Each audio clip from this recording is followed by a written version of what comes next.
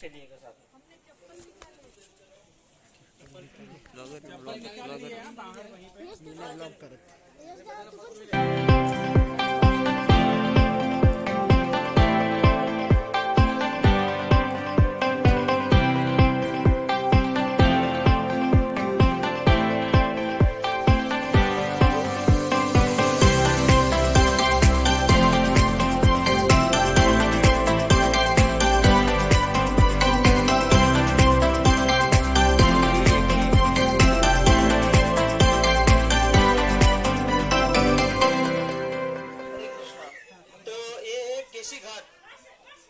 सामने देख रही हो इस नदी का नाम है यमुना नदी, और आगे जो जिनकी विग्रह है वो यमुना देवी के विग्रह है। तो यमुना देवी भगवान श्री कृष्ण की एक पत्नी है, जो अष्ट मुख्य पत्नियां हैं, उसमें वो एक कालिंदी करके नाम है, वही यमुना जी है। और भाऊ बीज जो रहते उत्सव रहता है हमारे, उस दिन अगर कोई इस नदी का दर्शन करता है या स्नान करता है तो यमराज जी उसको अपने पास में नहीं बांधते, क्योंकि यमुना जी किसकी बहन है? यमराज जी की बहन है, वो सूर्य की पुत्री है। और इस घाट का नाम है केसी घाट। केसी नाम का दैत्य था असुर, केसी घाट। यमुना के किनारे बहुत सारे घाट है वृंदावन में, तो उसमें जो घाट है, दो घाट हमारे यहाँ पे बनाए, एक ब्रह्मांड घाट, एक केसी घाट। तो इस जगह पे एक लीला हुई थी, एक असुर आया था केसी करके, वो इतना अवार्ड मतलब इतना ऊंचा था कि उसके जो गर्दन के ऊपर जो बाल रहते उनसे ये बादलों को हिलाता था। और जब वृंदावन में कृष्ण को मारने के लिए आए थे तो भगवान श्री कृष्ण ने उनका एक हाथ उसके मुंह में डाल के उसके सब दांत बाहर निकाले और उसका वध किया। इसलिए इस जगह का नाम है केसी घाट। और भगवान के जो बाल है बहुत सुंदर है, इसलिए उनका नाम है केशव, इसलिए भी इस घाट का नाम है केसी घाट। हम जाएंगे राधा श्याम सुंदर मंदिर। चलो Radhe Radhe.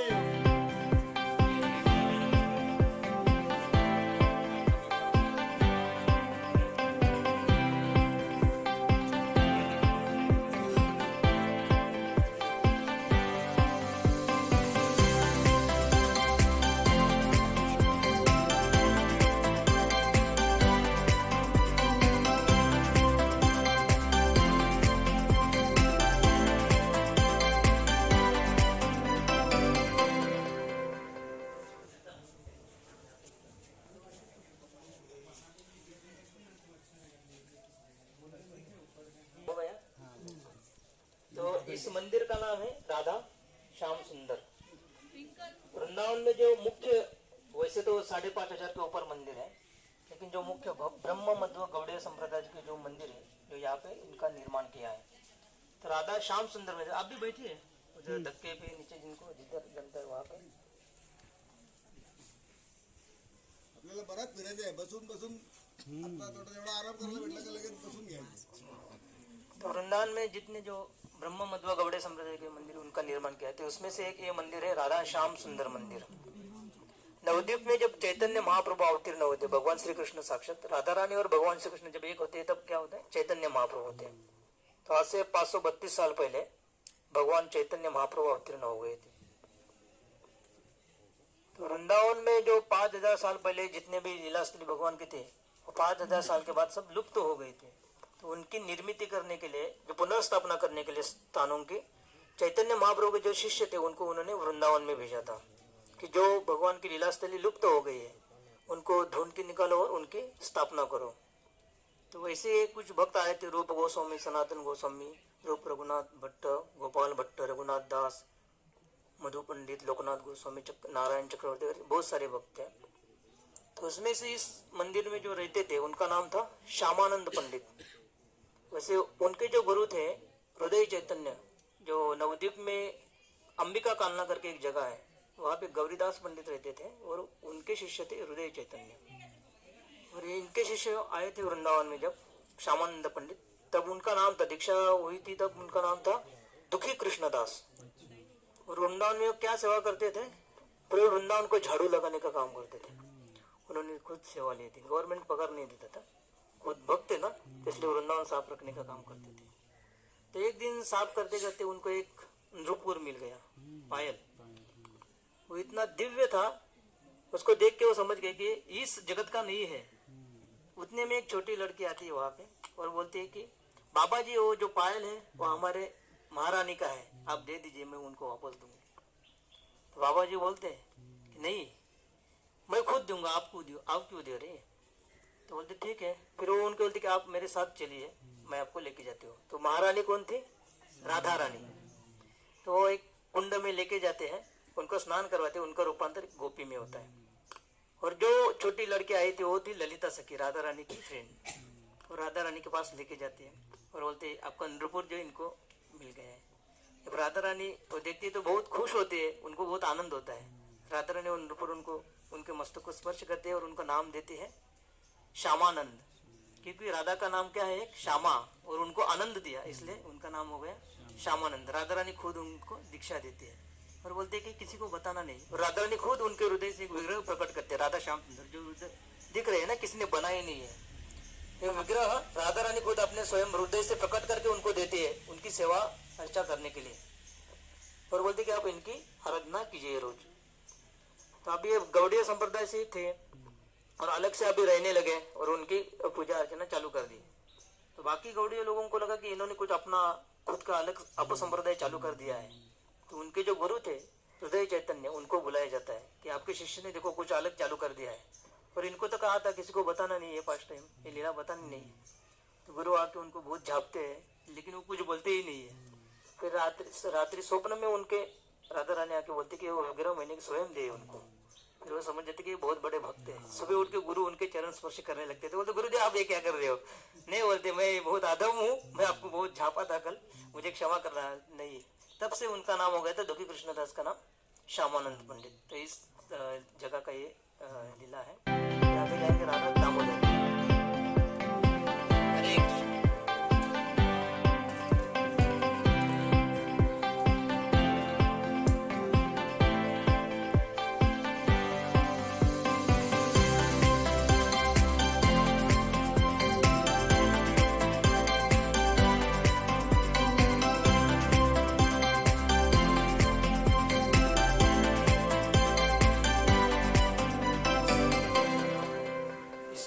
International society of Krishna conscious, मतलब अंतरराष्ट्रीय कृष्ण भावना संघ।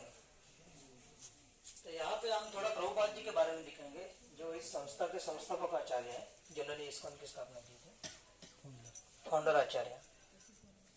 प्रभुपाद का जन्म कलकत्ता में हुआ था। और जब वो छोटे थे तो उनके गांव में जितने भी साधु संत आते थे तो उनके पिताजी गौर मोहन डे वो क्या करते थे, उनको बुलाते थे। भोजन परोसने के बाद उनको बोलते थे कि हमारा जो बेटा है उनको आप अभय चरण उनका नाम था, उनको आशीर्वाद दो कि ये राधा रानी के बहुत बड़े भक्त बने। और उनके पिताजी एक बार उनको बचपन में लेके गए थे जगन्नाथपुरी। जब उन्होंने रथ यात्रा देखी तो प्रभुपाद 5 साल के थे, उन्होंने भी अपने गाँव में रथ यात्रा चालू कर दी। तो जो रथ यात्रा सिर्फ जगन्नाथपुरी में होती थी, प्रभुपाद ने उनके गांव में चालू की। जब विदेश में गए तो प्रभुपाद ने विदेश में भी वो रथ यात्रा चालू की। जब जगन्नाथपुरी में होती थी ब्रिटिश काल में, तो ब्रिटिश लोग क्या करते थे, वो बंद करने के लिए बहुत प्रयास किया उन्होंने, लेकिन उनको पता नहीं होता था कि अचानक लोग यहाँ इतने सारे लोग कहाँ से इकट्ठा होते हैं। यहाँ पे जो इंग्लैंड वाले ब्रिटिश थे बंद करने का प्रयास करते, वहां पे प्रभुपाद ने जगन्नाथ रथ यात्रा प्रारंभ की। और वहां पे उस दिन गवर्नमेंट हॉलीडे रहता है अभी, हाँ, लंदन में। फिर प्रभुपाद जब ब्रिटिश कॉलेज में पढ़ रहे थे कलकत्ता में, तो उनके एक मित्र थे, वो उनको बोले कि एक साधु आए हैं, उनके पास हमें जाना है दर्शन के लिए। तो प्रभुपाद बोले कि नहीं, बचपन से मैंने बहुत सारे देखे हैं पर मुझे किसी साधु के पास अभी नहीं जाना है। नहीं बोलते, ये स्पेशल अभी एक बार चलो, तो ये जबरदस्ती लेके जाते हैं। और वो थे भक्ति सिद्धांत सरस्वती ठाकुर। जो केदारनाथ दत्त जो थे उनका दीक्षित नाम भक्ति विनोद ठाकुर, जो जगन्नाथपुरी में जज थे उस टाइम ब्रिटिश टाइम में। गोद्रुम में बाद में गोद्रुम में रहने के लिए गए। जब उन्होंने जॉब छोड़ा, मतलब पेश में कि अभी मुझे शास्त्राध्ययन करना है करते, वो गोद्रुम में चले जाते हैं। तो ब्रिटिश सरकार बोलती कि नहीं, आप जॉब नहीं छोड़ सकते, क्योंकि जो केस है उसका निकाल लगाने के लिए हमें 1 साल लगता है, तो आप 3 दिन में उसका निकाल लगा देते हो जो भी है, तो आप मत छोड़िए। तो बोलते नहीं, अभी मुझे करना नहीं है। तो कुछ ब्रिटिश सरकार उनको स्पेशल रेलवे ट्रैक बना के देती है उनके घर से, जो उनका ऑफिस है उधर तक। तो अभी भी वो रेलवे ट्रैक उनके घर के सामने वहाँ अभी भी है गोद्रुम में। तो उनके एक पुत्र थे भक्ति सिद्धांत सरस्वती ठाकुर, इन्होंने सूर्य सिद्धांत के ऊपर एक भाष्य लिखा है।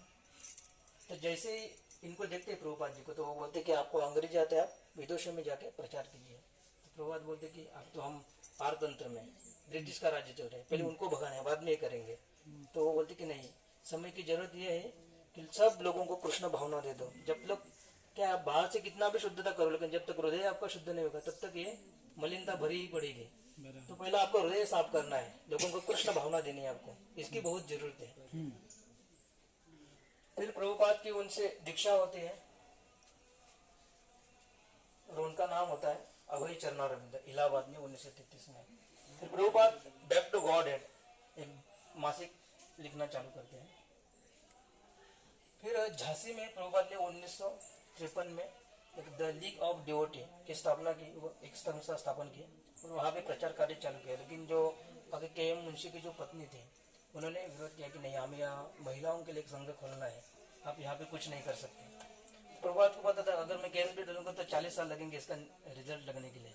तो प्रभुपाद वहाँ से फिर से निकलते हुए कहा जाते हैं वृंदावन जाते हैं। वृंदावन पहले तो मायापुर में रहते थे, नवद्वीप में, कलकत्ता में रहते थे। उसके बाद में फिर वो 56 की उम्र में वानप्रस्थ आश्रम स्वीकार करके वृंदावन में रहते थे। फिर वो वृंदावन में जाते, यहाँ पे उनका बंद करवाते थे और वो प्रार्थना करते रहते थे भगवान को। और जो हमारे आचार्य है रघु गोस्वामी वगैरह, जो गुरुदेव ने आज्ञा दी है उसको मैं कैसे पूर्ण करूँ।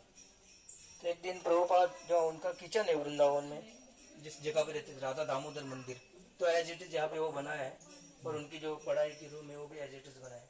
तो किचन के बगल में जो विंडो थी उससे वो देखते रहते थे, उस बाजू में रूप गोस्वामी जी की समाधि थी और चिंता करते थे कि कैसे मैं गुरुदेव की आज्ञा पूर्ण करूँ।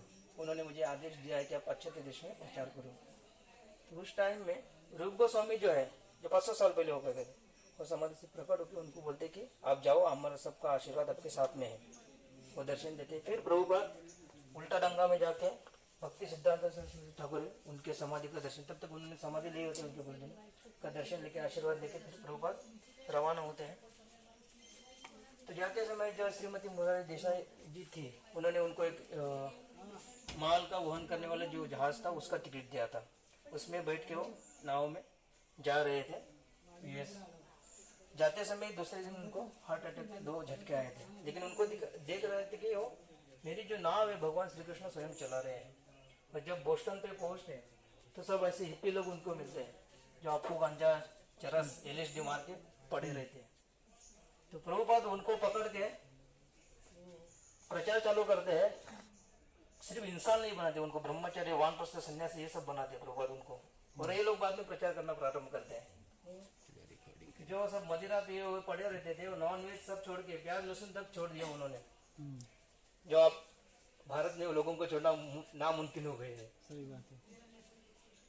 फिर प्रभुपाद ने कुछ गुरुकुलों की स्थापना की उस टाइम में, नेक वर्जीनिया और डलास में, और मायापुर में जो चंद्रोदय मंदिर उसका निर्माण किया। वैसे प्रभुपाद ने 11 समय 14 पृथ्वी का प्रदक्षिणा किया के अलग अलग जगह पे विदेशों में और भारत में 108 मंदिरों का निर्माण किया था।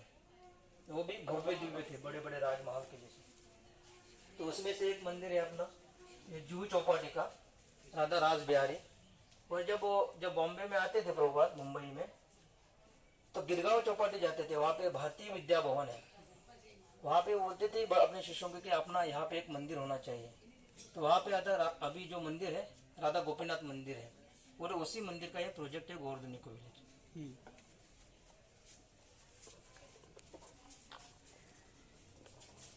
और इस मंदिर में जो है राधा दामोदर जी है, राधा वृंदावन चंद्र, राधा माधव, राधा चर्चकन जी, उनके गोस्वामी जी के नाम वगैरह लिखे हैं। सब लोग दर्शन ले सकते हैं। रूप गोस्वामी जी की, और वहाँ पे भजन कुटीर है। और यही जो रूम है ऐसे बनाई है वृंदावन में एज इट इज, जिसके विंडो के अंदर से प्रभुपाद देखते रहते थे। आपका जो भोगा का कैरेट है ना, इधर रख दीजिए।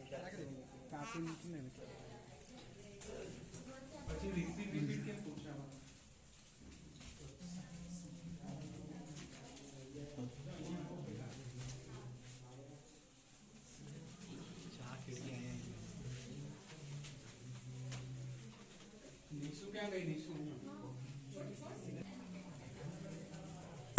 हळू हळू हळू जो सामने रोड है, प्रभुपाद जी जाते समय जो मोहब्बत लाल करके थे, उनको भागवत श्रीमद् भागवतम का ग्रंथ है, अंदर चलिए दर्शन लीजिए।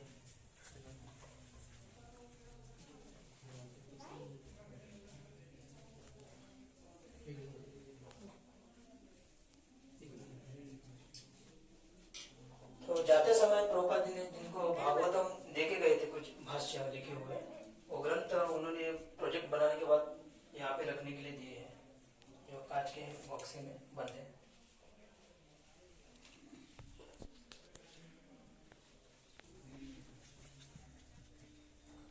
खिड़की